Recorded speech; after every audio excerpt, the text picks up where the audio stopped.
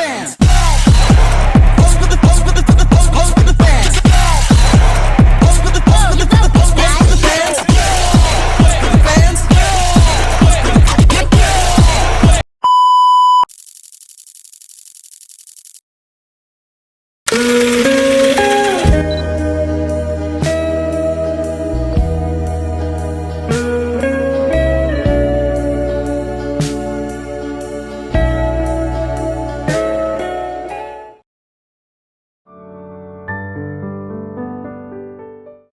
Pusing banget, gimana ya cara bayar pajak? Kenapa, Ra? Pusing banget, aku nggak tahu gimana cara bayar pajak. Loh, kok pusing? Bayar pajak itu mudah, tapi kita harus punya dulu syaratnya. Syaratnya itu seperti yang pertama ada STNK asli, dan juga yang kedua KTP si pemilik kendaraan bermotor. Yang ketiga itu kalau nggak salah BPKB dan juga BPKB.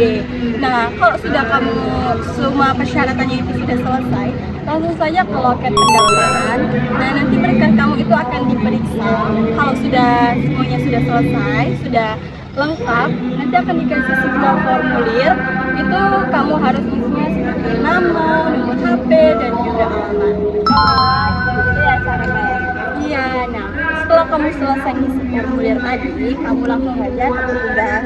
Nah, di sana akan diverifikasi terlebih dahulu data kamu apakah sudah benar atau belum. Jika data kamu sudah benar, nanti kamu akan langsung diarahkan untuk ke loket pembayaran.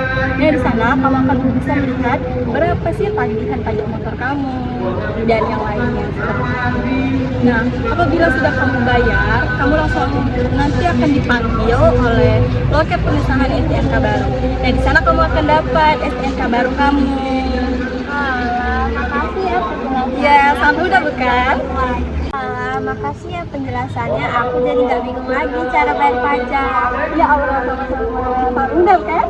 Iya, sangat mudah. Kamu tahu nggak kalau bayar pajak itu bisa lewat online juga loh? Emang bisa bayar pajak online pakai aplikasi apa? Bisa dong, kamu bisa menggunakan aplikasi Brimo. Wah, gimana cara pakai aplikasinya? Oh iya, kamu langsung terusin jelasin ke Aura ya. Aku mau ke kelas soalnya udah ada Pak Asep di kelas. Oke, thanks. Ya. Dadah. Dadah, hati-hati ya, Mei. Iya. Iya, gampang banget. Tapi sebelum itu kamu harus punya kode billingnya dulu. Kalau kamu pengen dapetin kode billing, kamu bisa melalui situs Cortex. Situs Cortex itu apa? Jadi gini Aura, Cortex itu merupakan situs resmi pajak. Kamu bisa dapetin billingnya dari sana dengan cara kamu login, terus kamu masukkan nomor NPWP, terus kamu isi data, masa, sama jumlah pajak yang mau kamu bayar. Nah, habis itu klik simpan, nanti bakalan muncul kodenya 15 digit. Kalau udah dapet kode, kita apain lagi? Nah, habis itu kamu bisa langsung buka aplikasi Brimo, kamu pilih ke bagian menu, kamu pencet yang bayar pajak. Udah deh di situ. Oh gitu caranya. Iya, mudah banget kan? Iya, mudah banget. Aku jadi nggak bingung lagi cara bayar pajak. Cukup dari HP, kamu udah bisa bayar pajak tanpa ke kantor. Oke deh, makasih ya Andi penjelasannya. Oke, jangan lupa bayar pajak tepat waktu ya. Siap. Dadah. Dadah.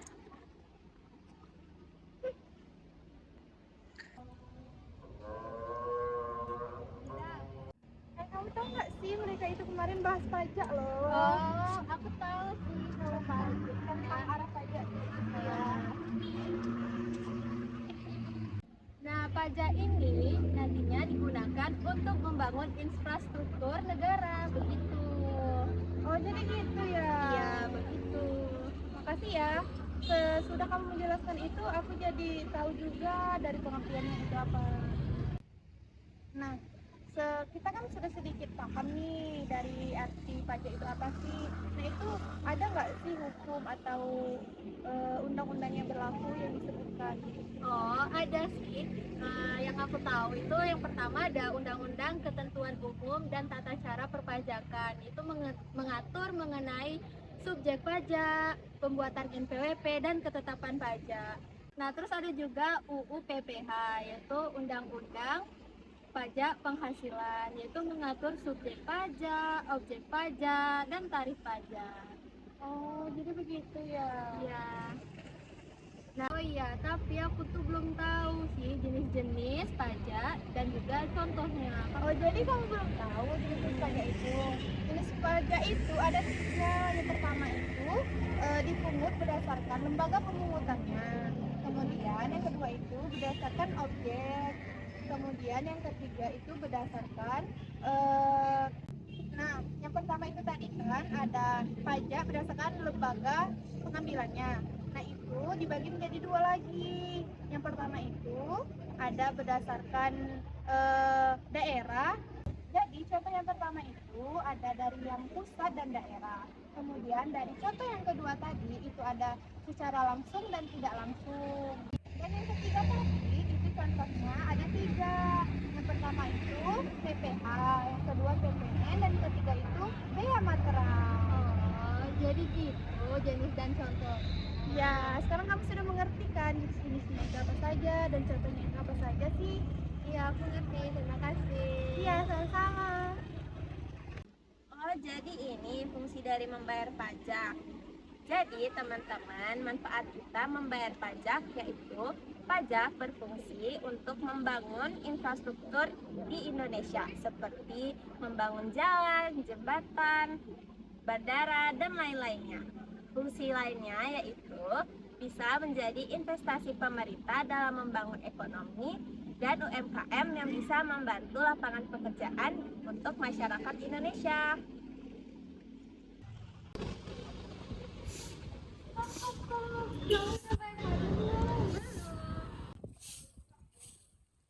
Kalian sudah tahu belum kalau kalian tidak membayar pajak itu bisa dikenakan dua sanksi loh.